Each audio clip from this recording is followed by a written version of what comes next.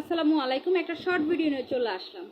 একটা জিনিস আপনারা সবাই ফলো করছেন যে জিনিসপাতির দাম, পেঁয়াজ বলেন, রসুন বলেন, আলু বলেন, তেল বলেন, ডাল বলেন, প্রতিটা প্রোডাক্টের দাম শুধু দেখি ফেসবুকে কমছে, বাট বাজারে যেয়ে 1 কেজি সবজির দাম 80 থেকে 90 টাকা। পেঁয়াজ এখনো বিক্রি হচ্ছে 120 টাকা কেজি। পেঁয়াজ বলে নির্ধারিত করে দিছে 70 টাকা কেজি। দুধ বিক্রি হতেছে 120 টাকা কেজি, দুধ বলে 60 টাকা কেজি পাওয়া যাবে। আলু বিক্রি হচ্ছে 70 টাকা কেজি। তো একদম মুরগির দামটা একটু কমছে, যে ফার্মের যেটা মুরগি আপনার 60 টাকা কেজি, 160 টাকা কেজি। এখন ফেসবুক পর্যন্তই কি শেখ হাসিনার মতো আমাদের মানে দামগুলা কমবে? ফেসবুকের বাইরে কি আর দাম টাম কমবে টমবে না?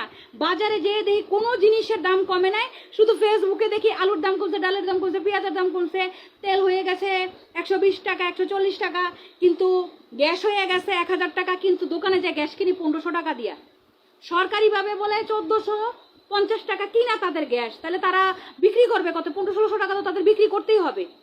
তো এই ছাত্ররা আসলে কি কাজ করতেছে? আমাদের ইয়ারা কি কাজ করতেছে? আমাদের ইনুস সাহেব কি কাজ করতেছে? দেশ তো নিয়ন্ত্রণের বাইরে চলে যাচ্ছে, দেশ তো নিয়ন্ত্রণে নাই, সবকিছুর দাম ডবল ডবল হয়ে গেছে।